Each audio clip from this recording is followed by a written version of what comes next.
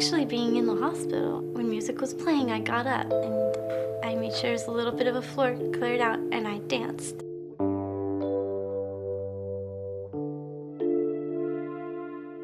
Being kept in the dark, cut off from the outside world, denied the chance to live a normal life or even chat with classmates in a school hallway. That was the twisted reality Jennifer Turpin and her siblings were forced to endure. A childhood stolen by the very people she called her parents. She shared parts of her story back in 2018, but as shocking as it was, it barely scratched the surface. Now, Jennifer has come forward again, this time revealing all the details about what really went on behind those tightly shut doors. The things that happened late at night, when the rest of the world was fast asleep, are far more disturbing than anyone could have imagined. This is the real story of Jennifer Turpin and the terrifying truth she lived through. Who is Mr. and Mrs. Turpin? Before they became the heartless couple known for mistreating and severely neglecting their 13 children, David and Louise Turpin lived lives that appeared shockingly ordinary. David Allen Turpin, born October 17, 1961, was once a respected computer engineer. He graduated from Virginia Tech and held positions at major defense contractors like Lockheed Martin and Northrop Grumman. On paper, he was a man with a stable career and a promising future.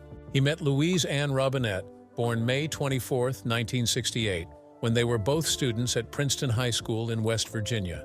In 1985, they married in Parisburg, Virginia. David was 23. Louise was just 16. The Turpins initially identified as devout Pentecostal Christians. They claimed they had so many children because, as they put it, God called on them to do so. Between 1988 and 2015, they had 10 daughters and 3 sons.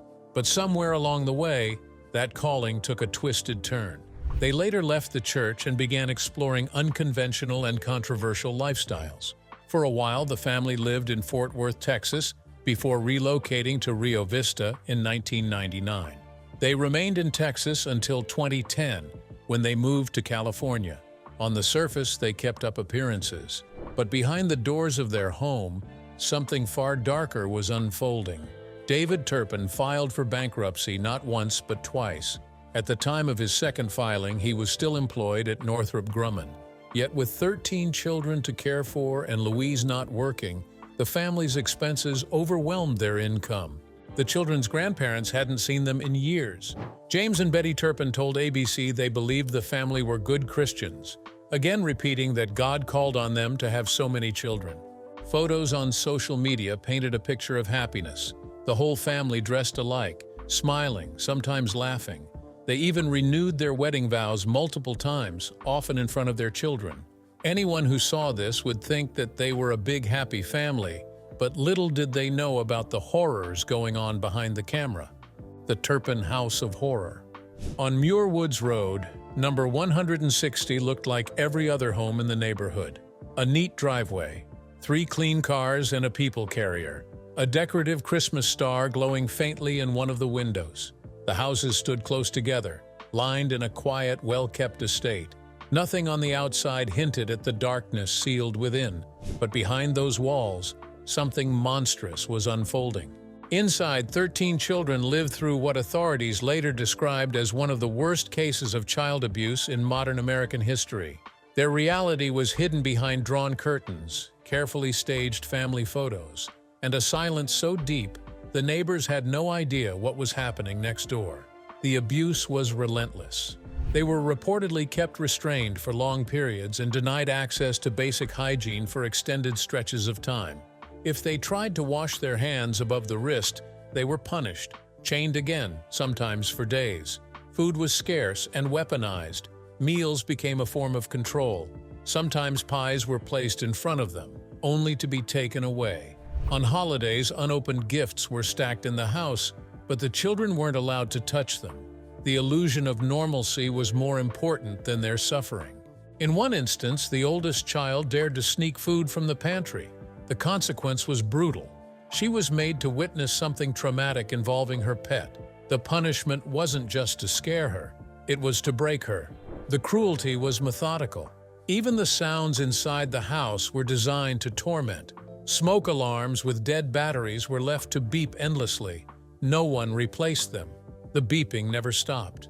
It echoed through the house day and night, not as background noise but as a psychological tactic, something designed to keep them on edge, not just imprisoned in chains, but also in noise. In 2007, the Turpins took 10 of their children and moved them into a trailer behind their Texas home. Only the two youngest stayed with David and Louise in the main house. Groceries were dropped off once a week, never enough to feed everyone. One of the daughters remembered eating mustard, ketchup, or ice to survive. When the family eventually left that Rio Vista property in 2010, neighbors discovered filth everywhere. Dead cats, piles of trash, and human waste smeared on the walls. Beds were still tied down with ropes. By 2014, the Turpins had moved to Paris, California. The new house was registered as a private K-12 school with the state. It allowed David and Louise to avoid detection. The children were rarely seen. When they did appear, they were ghost-like, malnourished, pale, and eerily quiet. They skipped rather than walked. They made no eye contact. To outsiders, they didn't seem mistreated. They seemed invisible. Photos on social media told a very different story. Matching Disney t-shirts, trips to Disneyland, smiling children clapping while their parents renewed wedding vows in Las Vegas. The license plates on their vehicles read Diesland and DL Forever. From the outside, it looked like a quirky, tight-knit family, but that illusion was carefully manufactured.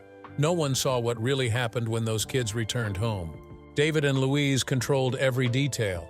They allowed almost no outside contact. Extended family had their visits refused. One sister worried about the children's weight.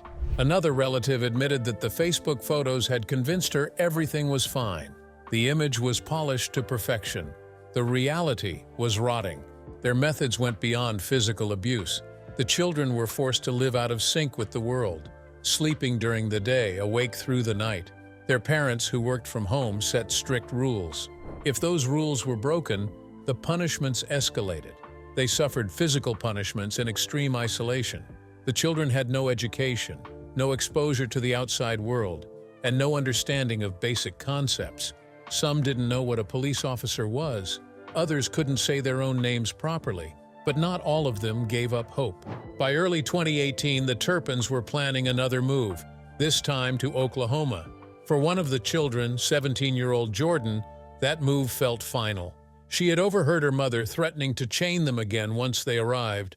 The anger in the house had reached a breaking point. Objects were thrown. Slurs were screamed. There was no telling what would happen next. The plan she'd been building quietly for 2 years could wait no longer. And that's when she finally made the bold move to save herself and her siblings. Escape from a horror house. By 2018, the Turpin children had been secretly planning their escape from the nightmare they called home. A house tucked away in Paris, California. For more than 2 years, they waited, watched, and hoped. Then, on the early morning of January 14, 2018, 2 of the sisters slipped out of a window. The younger one, only 13, lost her nerve and turned back. But Jordan, just 17 years old, kept going. She clutched a deactivated cell phone, the only tool she had, and dialed 911. Her voice trembled as she told the dispatcher about the years of abuse she and her 12 siblings had suffered. The smell inside the house, she said, was so vile it could choke her. At that very moment, 2 of her sisters and a brother were reportedly restrained. When the first deputy from the Riverside County Sheriff's Department arrived, Jordan showed him photos she had taken, haunting images of the filth, the chains, and the horror. The deputy said they were conducting a welfare check when they knocked on the door. Louise and David Turpin answered, seemingly confused about why officers had come. Inside, deputies were overwhelmed by the environment was deeply unsanitary and disturbing. Trash covered every surface. They discovered all 12 remaining children, one still shackled to a bed, others only recently freed. Many were bruised, filthy, and appeared severely underweight. The abuse had stunted their growth so severely that officers assumed they were all minors. In truth, 7 were actually adults. Among the chaos, investigators also uncovered hundreds of journals, raw, handwritten records where the children had quietly chronicled the horror of their lives. For years, David and Louise Turpin imprisoned, beat, and strangled their children, allowing them to eat only once a day and bathe only once a year. The older children appeared much younger because of malnourishment. Some children were severely underweight due to years of neglect. Some appeared to lack basic knowledge of the world and had a limited vocabulary, for example, being unfamiliar with what medication was, as in the case of Jordan, or not knowing who police were. The case is considered extraordinary for numerous reasons, including the fact that the abuse was inflicted on multiple children, as well as dependent adults, by both parents. The calculated and systematic nature of the abuse and torture shocked even the most seasoned investigators. But the most chilling part wasn't just what the children had endured, it was how their parents responded when the truth finally came to light. What happened to the parents? When Louise Turpin was arrested for chaining up her children, she didn't break down or beg for forgiveness. She wrote a letter. A simple, almost childlike apology. "Sorry I chained you up. It won't happen again. I'll be a better mother." It was as if she couldn't grasp the horror of what she and her husband had done. Investigators later said Louise believed parenting classes might solve it all, as if years of torture and abuse could be undone with a few lessons. David, on the other hand, seemed to understand the gravity of what was coming. According to Deputy District Attorney Kevin Beecham, he knew the writing was on the wall early on. Once the truth was uncovered, the charges came swiftly, and they were staggering. Both David and Louise Turpin were hit with multiple felony counts. They were hit with 12 counts of torture, 12 counts of false imprisonment, 7 counts of abuse against a dependent adult, and 6 counts of child abuse or neglect. David alone received an additional charge, 1 count of committing inappropriate physical contact with a minor. But that wasn't the end of it. Investigators dug deeper and discovered David had submitted false documents to the California Department of Education. He had claimed the children were enrolled in a private school. Another lie, another betrayal. That earned him an extra charge of perjury. On February 22, 2019, the couple pleaded guilty to 14 felony counts, including child cruelty, torture, and false imprisonment. The sentence, life behind bars, with the possibility of parole after 22 years. David was first held at Mule Creek State Prison before being transferred to the California State Prison in Corcoran. Louise is now incarcerated at the Central California Women's Facility, far from the home where she once believed parenting classes could undo the chains. More horror the children had to endure. The chains may have been broken, but freedom didn't come easy. After their dramatic escape from a home filled with abuse, starvation, and fear, the Turpin children were finally free, or so it seemed. But escaping their parents was only the beginning of a new battle. All 13 siblings were hospitalized for 2 months. Doctors discovered heart damage caused by extreme malnourishment, cognitive delays, and nerve-related injuries from years of mistreatment. Physically, emotionally, and mentally, the children were deeply scarred. Once discharged, the 6 minors were placed in 2 separate foster homes. The hope was to give them the love and stability they'd never known. But instead of healing, some were thrust into another nightmare. By October 2019, 5 of the younger children had been placed with a foster family that would later be accused of horrific abuse. They were physically punished with objects. Even more disturbing, they were reportedly forced to eat beyond their limits and subjected to degrading punishments. The foster father was accused of misconduct involving a child. The very people meant to protect them had become a new kind of predator. Eventually, the foster parents were arrested and charged with abusing multiple children in their care. And while some of the Turpin children began to find their footing, getting jobs, enrolling in school, and even graduating from college, many still struggled. In early 2020, officials claimed the children were doing well. But behind that hopeful update was a darker truth.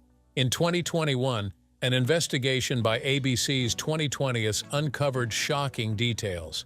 Despite over $600,000 in donations raised for their recovery, none of the Turpin children had access to the funds. The money had been locked away in a trust controlled by a court-appointed public guardian, Vanessa Espinoza. Jordan Turpin revealed she was denied the purchase of something as simple as a bicycle. Some siblings had been left homeless. Others were dropped from foster care with no guidance, no housing, and no way to access food or medical care. Jordan, in her interview with Diane Sawyer, recounted being suddenly released from a foster home, unprepared for the outside world.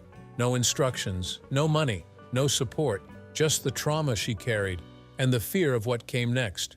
As public outrage grew, Riverside County responded by hiring a private law firm to investigate the social services system that had failed these children. Not once, but twice. In July 2022, the Turpin siblings fought back. They filed lawsuits in California's Riverside County Superior Court, naming the very institutions that were supposed to protect them: Riverside County, Foster Family Network, and ChildNet Youth and Family Services. 2 lawsuits were filed, one on behalf of the older siblings and the other representing the 4 youngest. Their accusation was clear. They had been sent from one abusive prison into another, and no one had listened. Meanwhile, the Riverside County Sheriff's Department had already launched its own investigation into the foster home that housed not just the Turpins, but multiple children. 9 alleged victims were involved. Justice moved slowly, but it came. On September 19, 2024, 3 members of the abusive foster household, Marcelino Olguin, his wife Rosa, and their daughter Lenice, pleaded guilty to a range of charges. Marcelino admitted to 3 counts of lewd acts on a child under 14, along with child endangerment and false imprisonment. Rosa and Lenny pleaded guilty to child endangerment and false imprisonment as well. On October 18th, Marcelino Olguin was sentenced to 7 years in state prison. Rosa and Lenny received 4 years of probation. Yet even as the legal system handed down its verdicts, the question remained: what became of the children who had survived both their parents' house of horrors and the foster system meant to protect them? What has Jennifer Turpin said? After more than a decade of unimaginable cruelty and captivity, Jennifer Turpin and her 12 siblings watched a sight they had once only dreamed of: California sheriff's deputies leading their parents away in handcuffs. In that moment, they were free. The Turpin children, frail and malnourished, were rushed to a hospital where they were treated to things that should have been ordinary, but felt like miracles: warm food, clean clothes, kind voices, and the quiet dignity of being seen and cared for. In one hospital room, Jennifer Turpin felt the weight lift. Music was playing. She cleared a small space on the floor and danced. She had never known freedom until that moment. Jennifer and her sister Jordan are the first of the 13 Turpin children to publicly share their story. In an emotional interview with Diane Sawyer, the 2 sisters recounted years of torment inside their family's Paris, California home. Children shackled to beds for months, denied food, denied hygiene, denied education, and denied medical care. Their home was a prison, both literally and emotionally. It was Jordan who changed everything. On January 14, 2018, she climbed out of a window and escaped. She carried with her a deactivated cell phone and a sense of resolve so strong it overpowered her fear. She later said that she knew if she were caught she would likely die, but that dying while trying to save her siblings was better than doing nothing.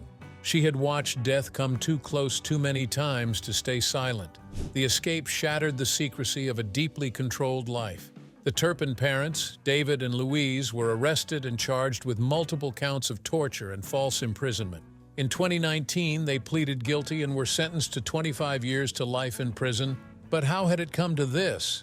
Jennifer, the eldest child, described a family that didn't always look broken from the outside. As an infant, she lived with her parents in a nice neighborhood in Fort Worth, Texas. Her father worked as an electrical engineer. Her mother was a stay-at-home mom. They had both been raised in the same conservative Pentecostal church in West Virginia. For a brief time, things looked almost normal, but that illusion didn't last. The house slowly deteriorated. Trash piled up, mold crept across the walls. The floors became sticky with filth. The mother Jennifer once adored began to change. Her mood would swing violently.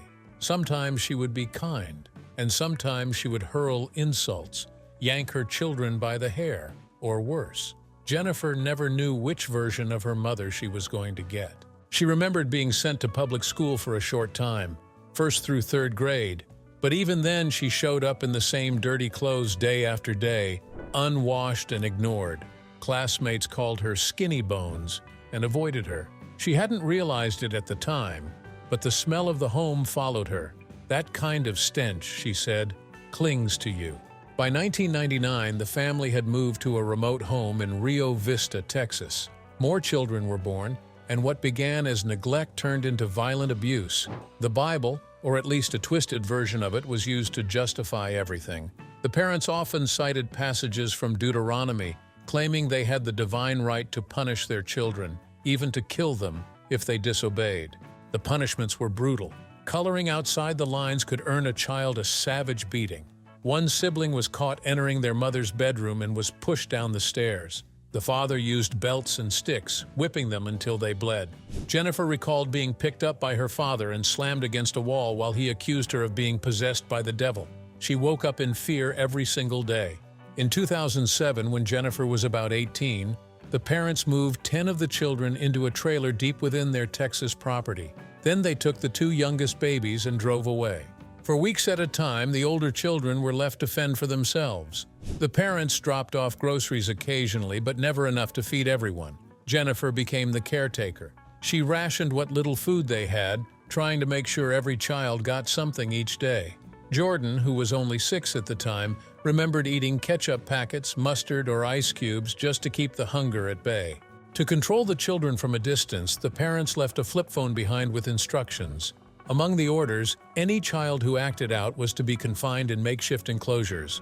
Jennifer described the helplessness of that time, being forced to carry out orders she hated, living with the guilt of hurting her siblings, and feeling like there was no way out. She was so overwhelmed by the horror of it all that she said she contemplated ending her life. She wanted the pain to stop.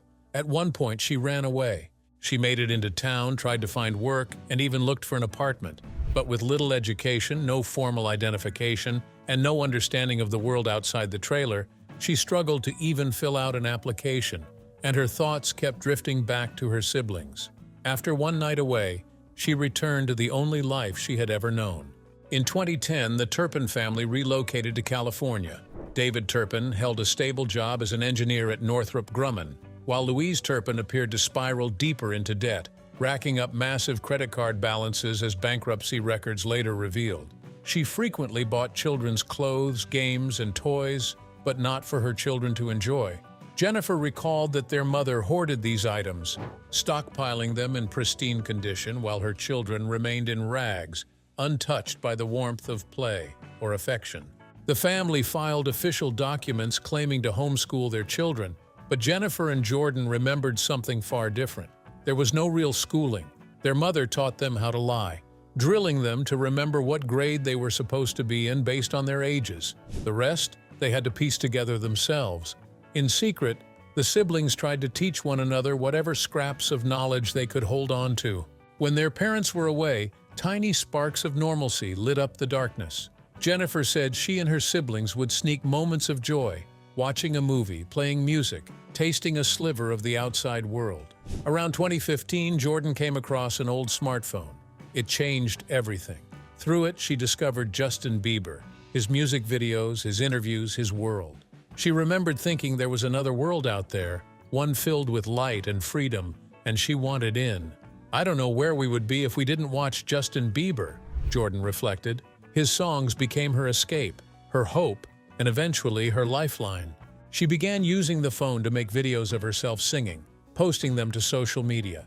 One day, someone commented on one of her posts asking why she was always inside and never seen outdoors. Jordan admitted she didn't go to school, wasn't allowed in the backyard or front yard, and was always kept inside. She explained how they were rarely fed and couldn't leave their beds. The commenters' response gave her clarity and courage. They told her this wasn't right and that she should call the police. Hearing that validated everything. She realized she hadn't been exaggerating or imagining the horror. She had been right all along. But freedom, as always, came at a cost. One day, a sibling told Louise that Jordan had been watching a Justin Bieber video. The punishment came fast and violent. Jordan said her mother assaulted her in a way that left her fearing for her life. That night, she began having nightmares, vivid, paralyzing fears that her mother would kill her. After that incident, Jordan began quietly planning her escape. By 2018, conditions had worsened. David and Louise were chaining their children to beds, some for weeks, others for months. Jordan remembered being in a room where 2 of her little sisters had been shackled for as long as 4 months. Watching their pain, knowing the clock was ticking, she made a decision. She had to get help. Jennifer supported her plan. "We need to get out of here," Jordan had said. Jennifer shared everything she knew, how to be careful and what to expect. Jordan spent 2 years preparing, knowing from TV that she needed proof. So she asked her sisters if she could take photos of their chained bodies, using her brother's old deactivated phone. They agreed, knowing it might save their lives. Then came the tipping point. Jennifer and Jordan heard their mother scream something that made their hearts stop. They were moving. The family was preparing to leave for Oklahoma the very next day. It was literally now or never, Jennifer recalled. On January 14, 2018, Jordan slipped out of a window. She ran down the street and dialed 911. Less than 2 hours later, law enforcement stormed the house and arrested their parents. What they found stunned even seasoned investigators. Every child except the toddler was severely malnourished. One child was so severely underweight that her condition shocked even medical professionals. Jordan revealed she hadn't seen a doctor in 5 years and had never been to a dentist. After their rescue, Jordan remembered one of the first things she did. She went to a park. The fresh scent of grass overwhelmed her. She remembered thinking, "How could heaven be better than this? This is so free. This is life."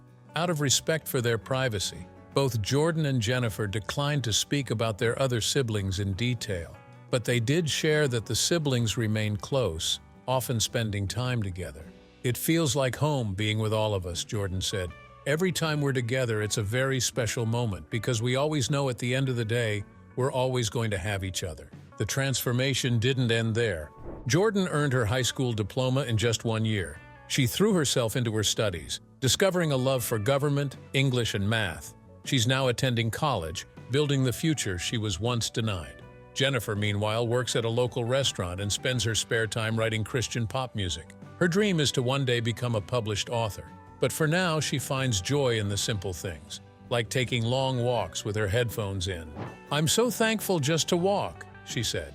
"To take an hour-long walk with my music. These little things are what people take for granted.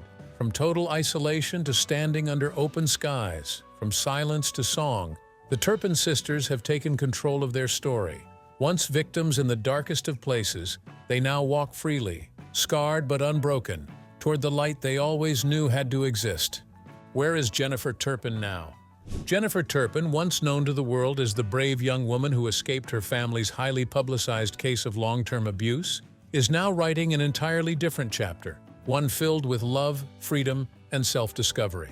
On October 27, 2024, she said "I do" in a stunning Gothic-inspired wedding ceremony held at Miller Gardens in Rancho Cucamonga, California. The event, equal parts ethereal and edgy, reflected Jennifer's unique personality and fierce sense of identity. Her gown, a dramatic off-the-shoulder dress draped in black lace, was paired with a black and white floral headpiece, a delicate lace crown, and a bouquet to match. Even the little details told a story. Napkins playfully themed with the phrase, "Till death do us part," wedding rings nestled in a tiny coffin box, and Halloween accents that turned tradition on its head. Jennifer's heartwarming Instagram post, shared days later on November 3rd, revealed the joy behind the photos. "I am so blessed to find the most amazing guy," she wrote, referring to her now husband, Aaron. "He is everything I've wanted, plus more." And while she chose to keep Aaron's last name private, preserving a part of her world away from the public eye, her smile said it all. All 11 of her siblings were there to celebrate with her. Though Jennifer didn't post much about them, she gently reminded curious followers in a comment that she preferred to protect their privacy, a nod to how far they've all come and how sacred their healing is. The celebration didn't end with the ceremony. Jennifer and Aaron set off on a dreamy honeymoon across Hawaii, hopping from Oahu to Maui to Kauai. In a video posted November 17th, she shared a sweet update. She reunited with one of her sisters and her girlfriend while in Oahu. "We had a blast," she captioned the video, radiating pure joy. Today, Jennifer Turpin is more than a survivor. She's a bride, a sister, a friend, and a woman who's finally getting the life she deserves. One black lace dress, one island sunset, and one love-filled day at a time. What do you think about the Turpin case? Let us know your thoughts in the comments below. Also like, share, and subscribe, and click the next video shown on your screen. You will enjoy it.